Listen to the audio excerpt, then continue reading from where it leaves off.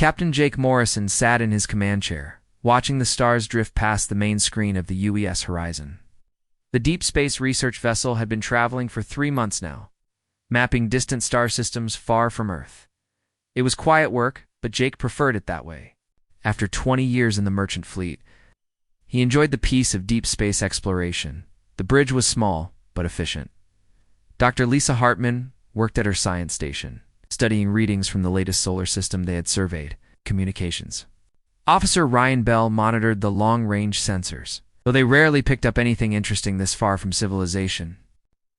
Commander Alina Rodriguez sat at the tactical station, viewing supply reports with the bored expression of someone who had nothing to fight. Jake was about to order another course correction when Ryan suddenly straightened at his station. Young officer pressed his earpiece closer and frowned at his displays. "Captain, I'm picking up something strange," Ryan said. "It's very weak, but it looks like some kind of transmission." Jake turned his chair toward the communications station. "From where?" "The Kepler 442 system, sir. About 12 light-years from our current position." Ryan adjusted his controls, trying to clean up the signal. "It's definitely artificial, but the pattern is unlike anything in our databases." Lisa looked up from her science station with interest. "That system has 3 planets in the habitable zone. We've never detected any signs of civilization there before." Jake felt his pulse quicken. First contact with an alien species was the dream of every deep space explorer, though most considered it unlikely. Humanity had been searching the galaxy for decades, without finding any trace of intelligent life. "Can you clear it up?" Jake asked. Ryan worked at his controls for several minutes. The static-filled noise that emerged from the speakers slowly began to resolve into something more structured. It still sounded like nothing human ears were meant to hear, but there was definitely a pattern to it.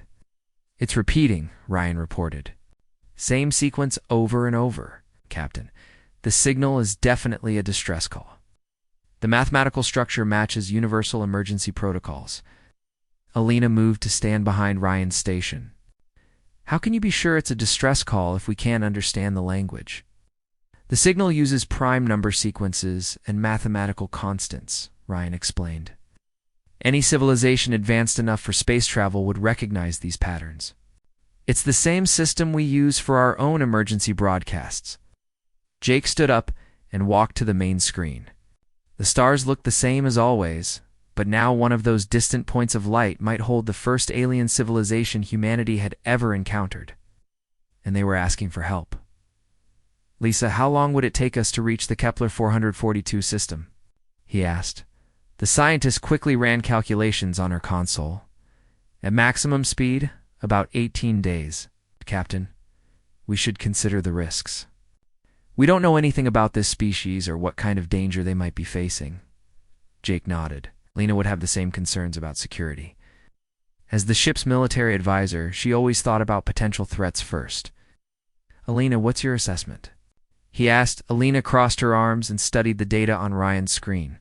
"It could be a trap. We've never encountered hostile aliens, but that doesn't mean they don't exist. On the other hand, if this is a genuine distress call, we might be the only ones in range to help."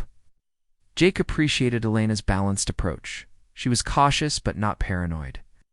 After serving together for 5 years, he trusted her judgment completely. "Ryan, can you boost the signal strength? I want to hear this clearly before we make any decisions." Ryan worked at his station for another 10 minutes, running the transmission through various filters and enhancement programs. Gradually, the alien sounds became clearer. Even though the words were incomprehensible, the tone was unmistakable. Fear, desperation, and urgency came through in every repeated phrase. Lisa had moved to her xenobiology workstation and was running preliminary analysis on the sound patterns. "Captain, based on the vocal structure, I believe we're dealing with an aquatic species. The sound production suggests they evolved underwater." Jake found that strangely comforting. Aquatic species were often portrayed as peaceful in human fiction, though he knew that was probably wishful thinking. "Can you make any progress on translating the message?" he asked. Lisa shook her head. "Not without more data. I need to understand their basic linguistic structure first. But I can tell you that whoever is sending this message is terrified. Jake made his decision. The Horizon was an exploration vessel, built to investigate exactly this kind of discovery. More importantly, someone was calling for help, and humanity had always believed in answering such calls. Set course for the Kepler 442 system. Maximum speed, he ordered. Ryan, keep monitoring that signal.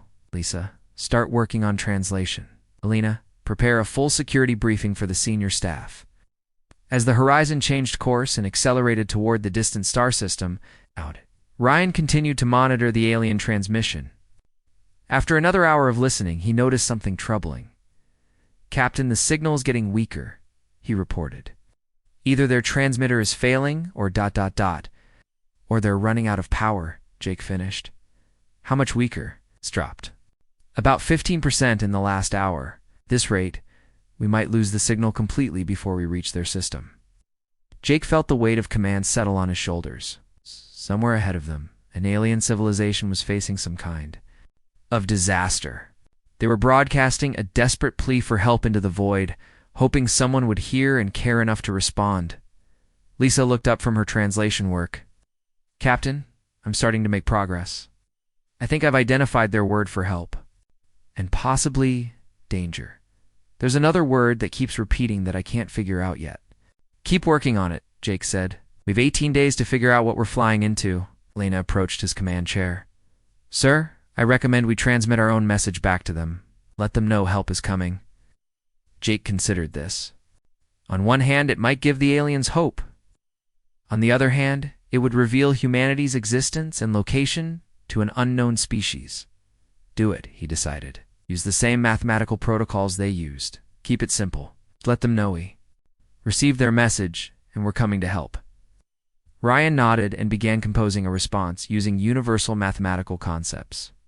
Within minutes, he was broadcasting humanity's first intentional message to an alien civilization. The response came back within hours.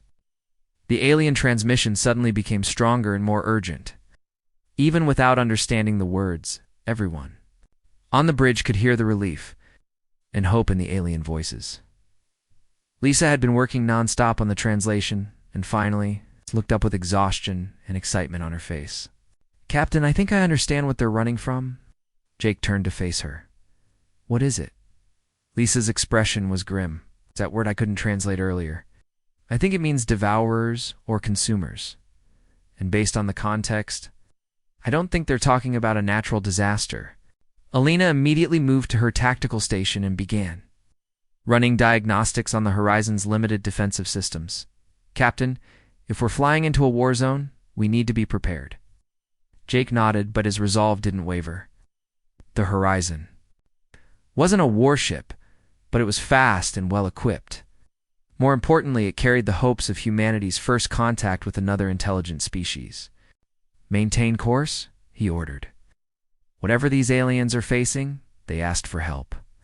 Humanity doesn't abandon people in need. As the Horizon raced through space toward an unknown fate, its crew worked around the clock to prepare for first contact. None of them knew that their decision to answer an alien distress call would soon reveal humanity's true nature to a galaxy that had never encountered a species from a death world. The transmission continued to reach them across the void, carrying the desperate pleas of a dying civilization and the hope that someone, anyone, would care enough to help.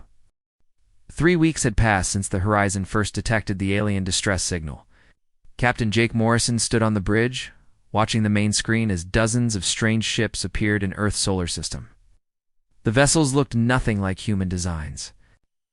They were curved and flowing, like massive seashells drifting through space. The alien fleet was larger than anyone had expected. Dr. Lisa. Hartman counted over 200 ships of various sizes, some clearly damaged from whatever disaster had forced them to flee their home. Scorch marks and hull breaches told a story of desperate escape. My God, whispered Communications Officer Ryan Bell as he monitored the alien transmissions. There are millions of them. Admiral Patricia Knox had taken command of the first contact operation from Luna Station. Her voice came through the communication system with calm authority. Captain Morrison, guide the refugee fleet to the coordinates we discussed. We have prepared temporary facilities on the dark side of the moon. No, nah. Jake nodded to his helmsman. The Horizon had served as an escort for the alien fleet during their journey from the edge of the solar system. It had been in a strange 3 weeks, traveling alongside beings from another world. The lead alien ship was much larger than the others. Lisa had identified it as their command vessel based on the communication patterns. As they approached Luna, Station Jake could see the massive structure humanity had built for this historic moment. Temporary docking bays, atmospheric processors, and living quarters had been constructed in record time. Captain Morrison came a new voice over the communication system. This time it was the aliens speaking, their translator systems finally working properly. This is Fleet Commander Morden. We thank you for your guidance to this safe harbor. Jake smiled despite the serious situation. You're welcome, Commander. Admiral Knox will handle the formal procedures from here. The first meeting between humans and aliens took place in a specially prepared chamber on Luna Station. Jake, Lisa, and Alina were invited to attend as the crew who had first answered the distress call. Admiral Knox led the human delegation, along with Dr. Kevin Nash, Earth's leading expert on communication with unknown cultures, fleet. Commander Morden was unlike anything Jake had imagined. The alien stood nearly 8 feet tall, but moved with the fluid grace of a creature born in water. His skin was a pale blue-green color that seemed to shift like sunlight through ocean waves. When he spoke, it sounded like singing mixed with the gentle rush of water. We are the Villani Morden, explained through the translation device. Our world was called Veltar, though it exists no more. We have traveled far seeking sanctuary from the terror that destroyed our home. Admiral Knox leaned forward at the conference table. Commander, we're honored to offer you shelter. But we need to understand what you're running from. Our scientists detected no natural disasters in your system. Morden's large, dark eyes seemed to grow even darker. A lot of what hunts us is not natural, Admiral Knox. They are called the Devourers in your language. They're ancient beyond measure and consume all life they encounter. Dr. Nash activated a recording device. Can you tell us more about these Devourers? What do they look like? How do they attack? The alien commander was quiet for a long moment. When he spoke again, his melodic voice carried notes of deep sadness. They are both machine and living flesh, combined in ways that should not exist. They strip planets of all organic matter, leaving only dead rock behind. My people had 12 billion souls when they first arrived. Now we are fewer than 3 million. Jake felt his blood run cold. An enemy that could reduce a population from billions to millions was beyond anything humanity had ever faced.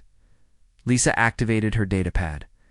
Commander, how long ago did they attack your world? In your time measurements, approximately 6 of your months ago. We've been fleeing ever since, hoping to find a safe place for our children and elders.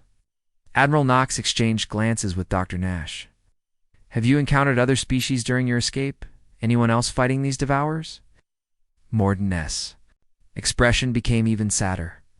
We sent distress calls to 47 different civilizations across this region of the galaxy.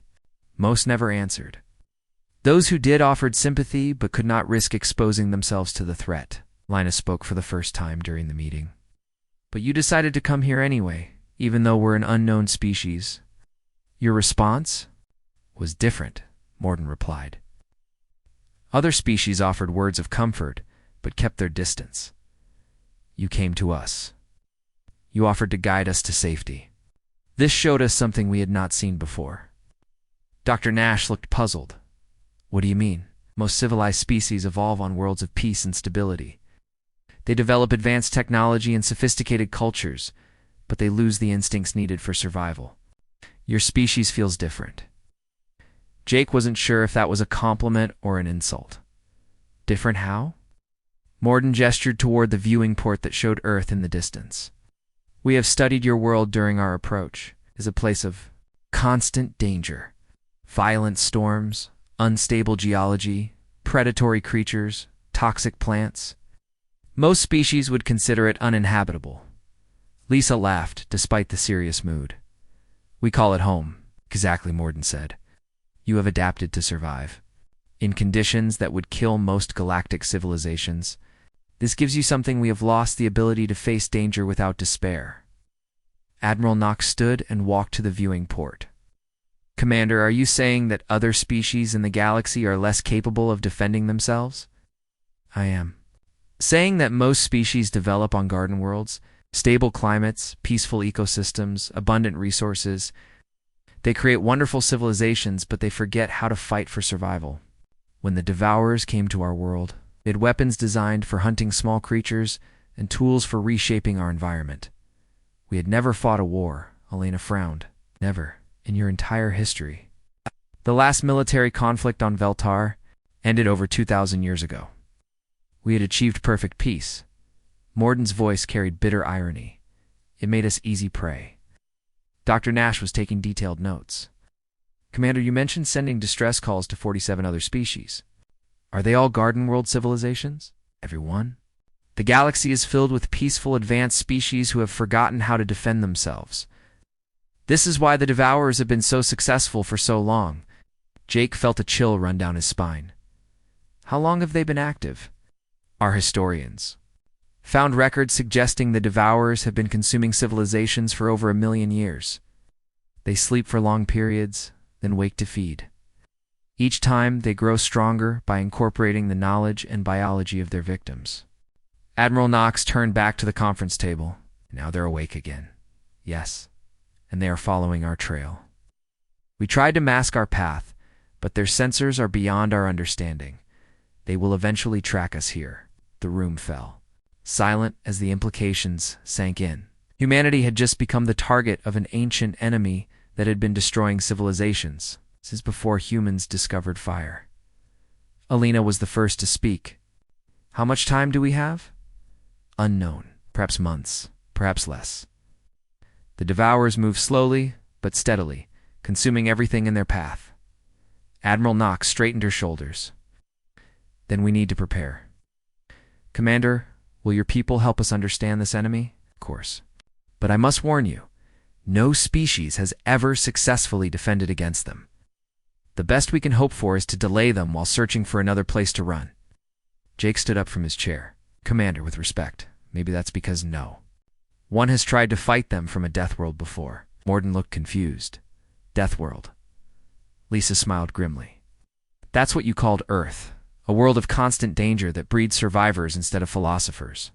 For the first time since the meeting began, something like hope appeared in the alien commander's large eyes. Perhaps you are right. Perhaps it is time for the galaxy to learn what Deathworlders can do when cornered. Admiral Knox nodded firmly. Commander, welcome to Earth. Let's see what happens when predators try to hunt something that evolved to be the apex predator on the most dangerous world in known space. As the meeting concluded and plans began for integrating the Villani refugees into human society, none of them knew that deep space sensors had already detected massive energy signatures moving through the void toward Earth. The Devourers had found their trail, and humanity was about to face its first test as the galaxy's newest Deathworld species. Captain Jake Morrison stood on the bridge of the UES Defiance, watching the massive shapes emerge from the darkness of space. The Devourer fleet had arrived 3 months after the Villani refugees, and they were unlike anything human imagination had ever created. The alien ships were enormous, each one the size of a small moon. They moved through space like living things, their hulls pulsing with organic rhythms. Strange growths covered their surfaces, and Jake could see smaller creatures crawling across their skin like parasites on some cosmic beast. My God, whispered Lieutenant Amy Foster at the sensor station. There are hundreds of them. Jake had been promoted to captain of humanity's newest warship after his successful first contact mission. The Defiance was built in record time using both human engineering and Villani technology. It was faster and more heavily armed than any ship in Earth's fleet.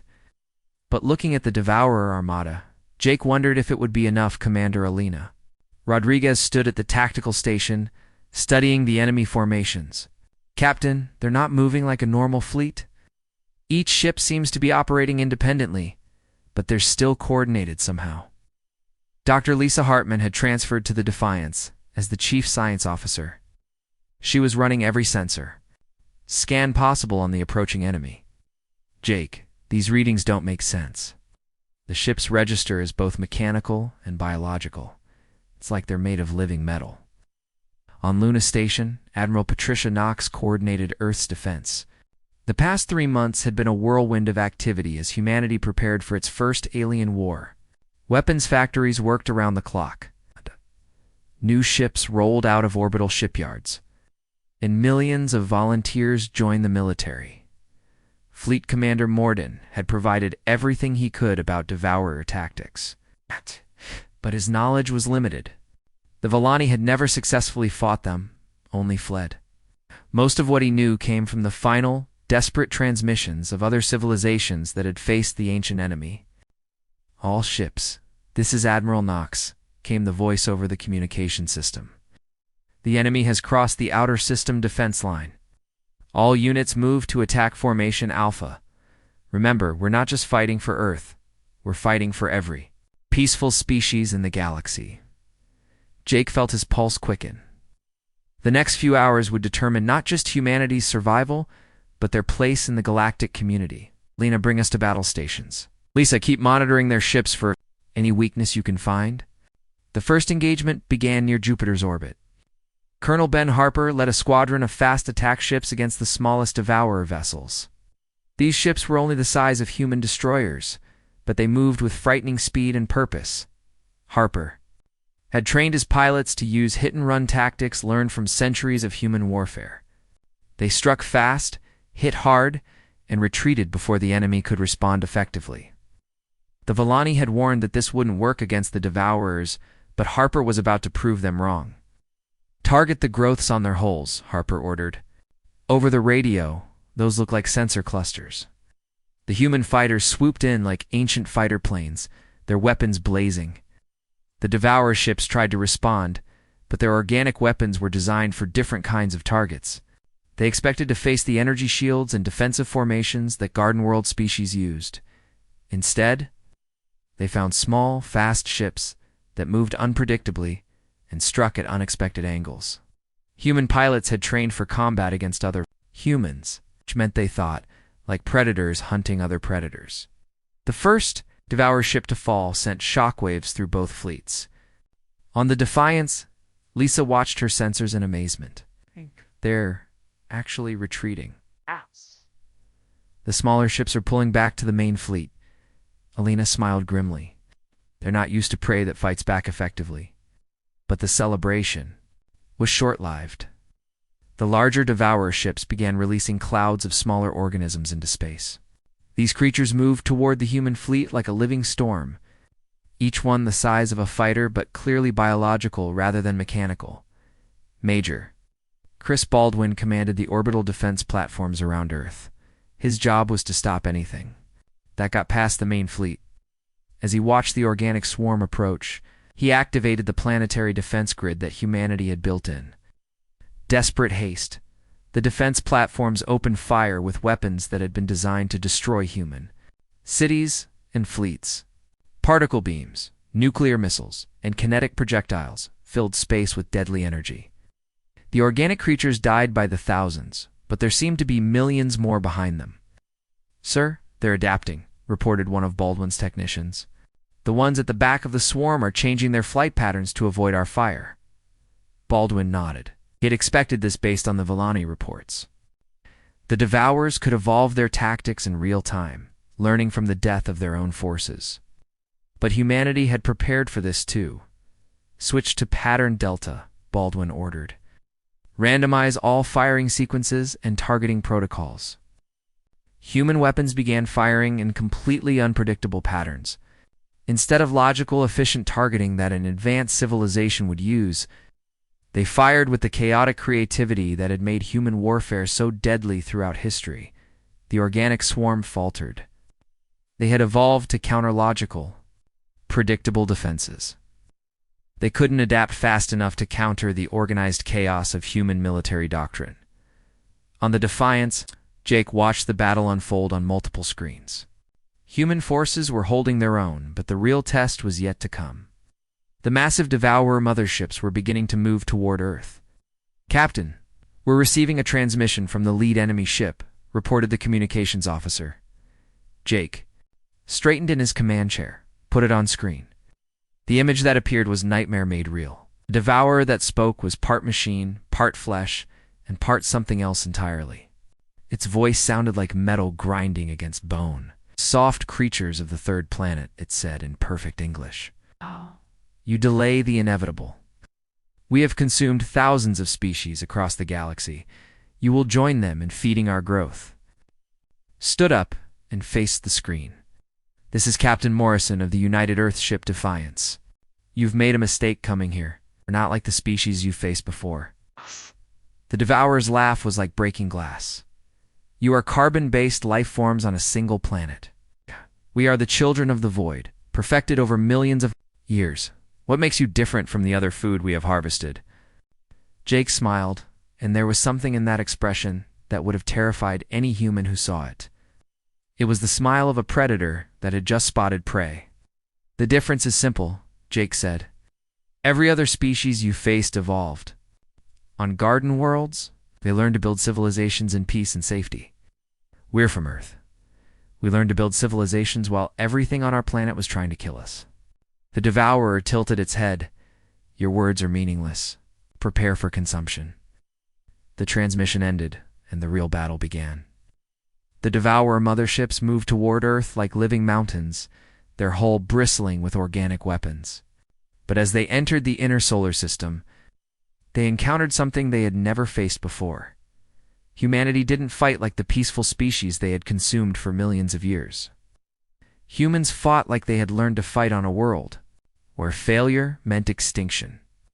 They used tactics that garden world species would consider barbaric, weapons that civilized cultures would ban, and strategies that required accepting casualties that peaceful species couldn't tolerate. Colonel Harper led his fighters in suicide runs against the mothership sensor arrays. Major Baldwin coordinated defense platforms in overlapping fields, a fire that would destroy their own forces if they made a single mistake. Captain Morrison took the Defiance directly into the enemy formation. Using the ship as both weapon and shield for the smaller vessels behind him, the Devourers had expected another easy meal. Instead, they found themselves in their first real fight in centuries. For the first time since they had awakened from their long sleep, they encountered a species that had evolved not just to survive, but to make other things stop surviving. The battle raged through the solar system as humanity showed the galaxy what Deathworlders could do when their survival was threatened. The ancient predators were about to learn that they had finally found prey that could bite back. 6 months had passed since the first battle with the Devourers. Captain Jake Morrison walked through the corridors of the captured enemy ship, watching human technicians work alongside Volani scientists to understand their prize. The massive biovessel had been damaged in the fighting and crash-landed on Earth's moon, giving humanity its first chance to study Devourer technology up close. Dr. Lisa Hartman led the research team inside the alien ship. The corridors were alive in ways that made human skin crawl. The walls pulsed like a heartbeat, and strange fluids dripped from organic pipes that served as the ship's circulatory system. Jake, you need to see this, Lisa called from deeper inside. The vessel. She stood before a massive chamber filled with what looked like floating brains connected by glowing cables. I think this is their memory storage system. Jake approached carefully. The air inside the ship smelled like a mixture of metal and rotting flowers. What have you found? Lisa activated her portable scanner. These organic computers contain the history of every species the Devourers have consumed. There are records going back over 2 million years. Her voice was grim. Jake, they've destroyed thousands of civilizations, entire star systems stripped, bare of life. Commander Alina Rodriguez joined them in the chamber. She had been promoted to head of the new Terran Defense Initiative, humanity's military response to the galactic threat. How many species have they completely wiped out? At least 3,000 that I can identify so far, Lisa replied. But here's the important part. Every single one was a garden world civilization. Peaceful, advanced, and completely unprepared. For this kind of warfare, Jake studied the floating brains with disgust. Each one probably contained the final memories of an entire extinct species. What about species that fought back successfully? Lisa shook her head. That's just it. There are no records of successful resistance. Till now, no one is ever damaged. A Devourer mothership, enough to force it down. Alina smiled with satisfaction. Then we're making history. General Susan Price arrived at the crash site via shuttle from Earth. She had been put in charge of reverse engineering. Devourer technology. For human use? As she entered the bioship, she wrinkled her nose at the smell, but pressed forward with military determination. What's our status, people? Price asked as she joined the group. Lisa gestured toward the memory banks. We're learning they're complete. History. The Devourers have been the galaxy's apex predator for millions of years. They consume civilizations, incorporate their biological and technological advantages, then sleep until they need to feed again. Price studied the organic technology. With a tactical eye, what advantages have they stolen from their victims? Energy manipulation from the Solarans, bioengineering from the Helix Collective, quantum processing from the Void Touched. Lisa read from her scanner. Each conquest made them stronger. Jake frowned. But they expected us to be like all the others. Another easy meal. Alina nodded. That's their weakness. They've never faced a species that evolved to fight rather than build. All their tactics assume they're hunting prey, not fighting predators. General Price activated her communication device. This is General Price to Terra Command. Begin implementation of the Deathworld Doctrine immediately. Jake had heard rumors about the Deathworld Doctrine but didn't know the details. General, what exactly is this doctrine? Price smiled grimly. It's our new military philosophy developed based on what we've learned about the galaxy. Every other species out there evolved on safe worlds where cooperation and peace were survival advantages. We evolved on Earth, where violence and aggression were necessary for survival. She gestured toward the alien memory banks. These records prove that peaceful civilizations can't defend themselves against true predators. So we're going to become the galaxy's predators. We'll hunt the hunters. Alina looked intrigued.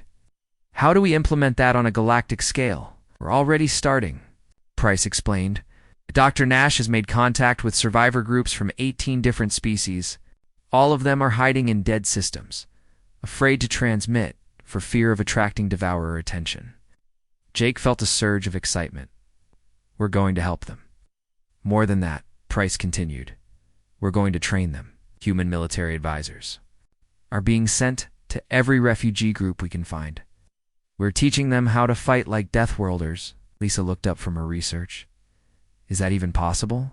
These species have been peaceful for thousands of years? We'll find out, Price replied. Captain Martinez is leading the first expedition. The UES Retribution launched yesterday with a full training cadre and enough weapons to arm a small fleet. Captain Tony Martinez had volunteered for the most dangerous assignment in human history. His ship traveled through regions of space that other species considered impassable, dodging Devourer patrols and navigating stellar hazards that would destroy most vessels. His destination was the refuge of Calor, a hidden asteroid base where survivors from 6 different species had been hiding. For the past year, when the Retribution arrived, Martinez was greeted by beings who had given up all hope of ever fighting back. The leader of the refugees was Zephana of the crystalline Theckener. Her species communicated through harmonic vibrations that the human translation computers rendered as musical tones. Human Captain Martinez, she sang mournfully, we welcome you to our place of sorrow, but why do you risk coming here? The Devourers patrol this region constantly. Martinez smiled confidently. That's exactly why we're here. It's time to stop hiding and start fighting back. The crystal being's harmonics shifted to express confusion. Fight, Captain. We have tried to resist. Devourers are too powerful. Flight is our only option. Flight was your only option, Martinez corrected. Now you have humans. Over the following weeks, Martinez and his team worked to transform refugees into resistance fighters. It was the most challenging training program ever attempted. They had to teach species that had never known violence how to think like warriors. The breakthrough came when Martinez realized he couldn't make them think like humans. Instead, he had to help them find their own version of aggression. The crystalline Thecanor discovered they could shatter their own bodies into deadly projectiles. The energy-based Lumar learned to disrupt devourer biosystems with focused electromagnetic pulses. Back on Earth, Dr. Kevin Nash coordinated contact with refugee groups across the galaxy. His communication center received messages from hidden enclaves that had been silent for years, afraid to reveal their locations. General Price Nash reported during a staff meeting, "We now have contact with survivor groups from 32 different species. They're all asking the same question, which is," Price asked, "they want to know if the rumors are true. Did humans really defeat a devourer mothership in open combat?" Price smiled. "Tell them it's true, and tell them we're just getting started." Had been studying the tactical reports from Martinez's training missions. "General, the early results are promising. The refugee groups are starting to coordinate attacks on devourer scout ships. Small victories, but victories nonetheless." "The point," Price replied. "For millions of years, the devourers have been the only predators in the galaxy. Now they're learning what it feels like to be hunted." Jake returned to the captured bioship for one final inspection before the research team moved their equipment to Earth. As he walked through the organic corridors, he thought about the records Lisa had discovered. Thousands of dead civilizations, all destroyed by the same enemy. But now something had changed.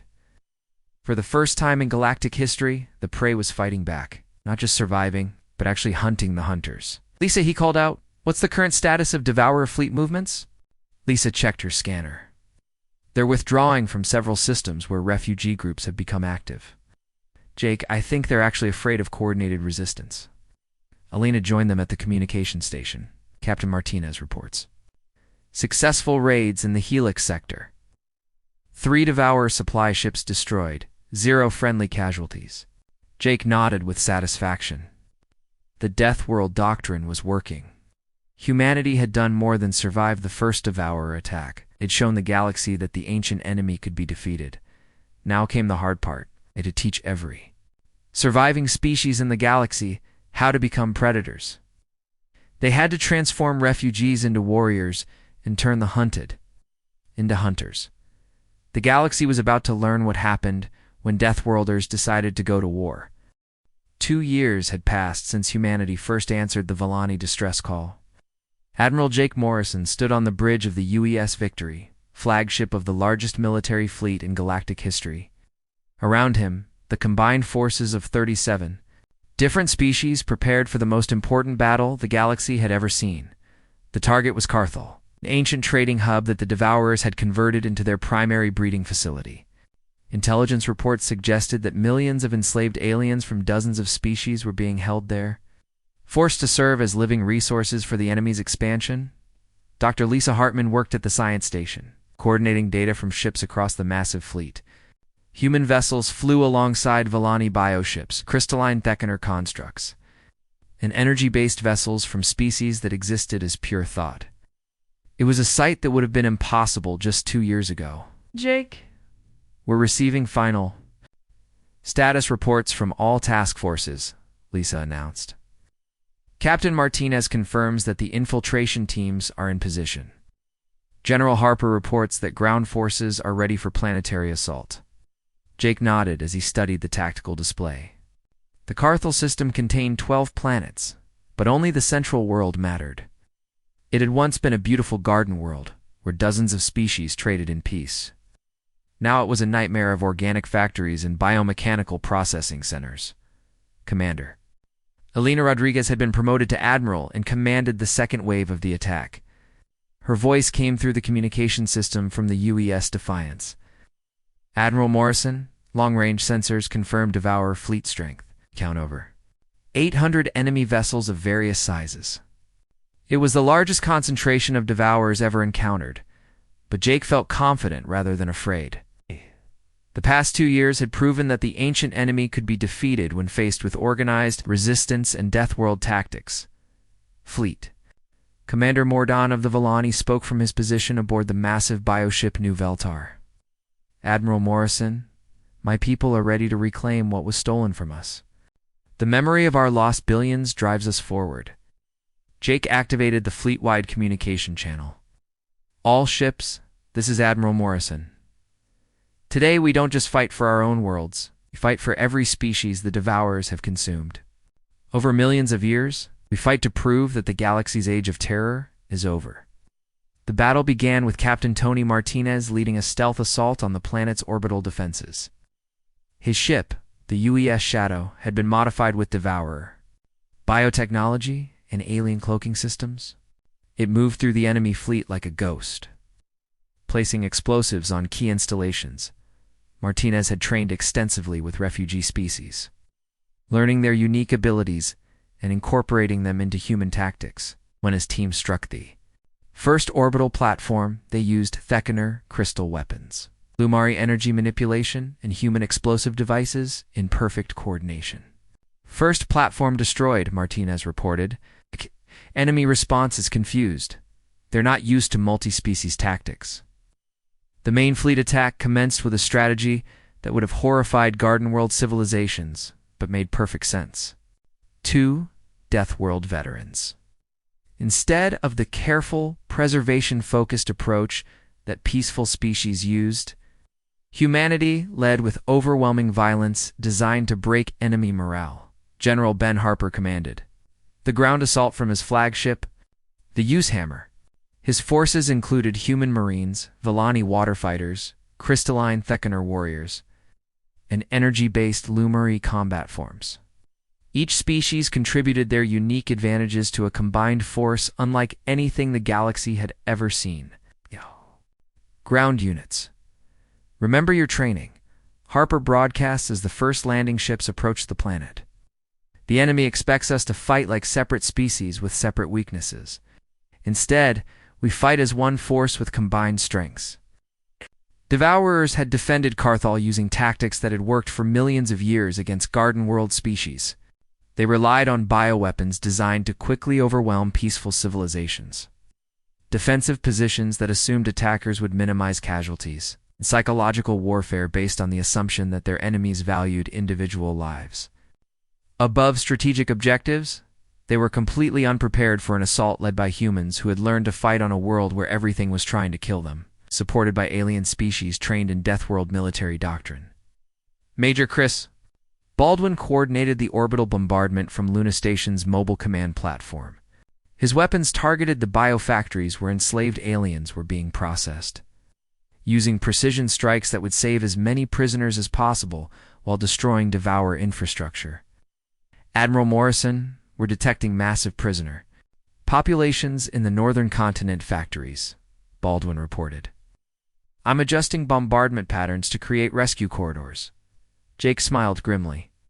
The Devourers had made a critical error by using living beings as resources instead of simply consuming them immediately. It gave the rescue fleet clear objectives and turned their own cruelty into a tactical disadvantage. Dr. Kevin Nash worked from the communication center aboard the Victory, coordinating with resistance groups throughout the galaxy. The assault on Carthol was more than a military operation. It was a symbol that would inspire oppressed species across known space. Admiral, we're receiving reports from 17 different systems, Nash announced. Refugee groups are launching coordinated attacks on Devourer installations. They're calling it the Great Rising. Jake felt a surge of pride. Humanity had done more than save themselves from the ancient enemy. They had taught the galaxy how to fight back. The battle for Carthol lasted 18 hours. When it ended, the planet's biofactories lay in ruins, and over 4 million enslaved aliens had been freed. The Devourer fleet was destroyed or scattered, and their primary breeding facility was nothing but smoking wreckage. General Harper stood in the ruins of the main processing center, watching as medical teams from dozens of species worked to treat the freed prisoners. Many of the rescued aliens had never seen sunlight or breathed natural air. Some had been enslaved for decades. Admiral Morrison, Harper reported via communication link, we've secured the primary facility. The rescued aliens include members of 63 different species, some from civilizations we thought were completely extinct. Jake felt tears in his eyes as he watched the rescue operations on the main screen. Children who had been born in captivity took their first steps on real soil. Elderly aliens saw their home stars again after years of imprisonment. Fleet. Commander Morden approached Jake on the bridge of the Victory. The Villani leader moved with a grace that spoke of hope restored. Admiral, my people have found survivors. From our homeworld, thousands of Villani who we believed were lost forever. Lisa looked up from her science station with excitement. Jake, the implications are enormous. If there are survivors from supposedly extinct civilizations on Carthal, there might be others at different Devourer facilities. Elena's voice came through the communication system from her ship. Admiral, we're receiving surrender transmissions from surviving Devourer vessels. They're requesting terms for withdrawal from this system. Jake considered this carefully. The Devourers had never surrendered in their millions of years of galactic dominance. The fact that they were asking for terms rather than fighting to the death represented a fundamental shift in the balance of power. Tell them to withdraw beyond the galactic rim, Jake replied. Any Devourer vessel found in inhabited space will be destroyed without warning. The victory at Carthal marked the beginning of a new age for the galaxy. Within months, human-trained resistance forces had liberated dozens of worlds and freed millions of enslaved beings. The Terran Protectorate grew to include over 100 species, all united under humanity's military leadership. Captain Martinez established the first Deathworld military academy on Mars, where young aliens from across the galaxy came to learn human warfare techniques. The curriculum included lessons in tactical thinking, acceptable risk assessment, and the psychology of predator versus prey relationships. Dr. Hartman founded the Galactic Xenobiology Institute on Europa, where scientists from different species worked together to develop new technologies combining the best aspects of various civilizations. Her research teams created medical treatments, defensive systems, and exploration technologies that surpassed anything achieved by individual species. Admiral Knox, now promoted to Supreme Commander of Terran Forces, oversaw the establishment of human military bases in strategic systems throughout the galaxy. These installations served as both defensive positions and training centers for local species learning to defend themselves. Jake stood in his ready room aboard the Victory, looking out at the stars and thinking about how much had changed. 2 years ago, humanity had been alone in the universe. Now they were the acknowledged protectors of galactic civilization. A communication from Admiral Rodriguez interrupted his thoughts. Jake, we're receiving reports of Devourer activity in the Andromeda Spiral. It seems there are other galaxies spanning populations of the ancient enemy. Jake smiled and activated his communication system. Elena, prepare the fleet for extended deployment. It looks like the galaxy needs its Deathworld Guardians to take a longer view of the neighborhood.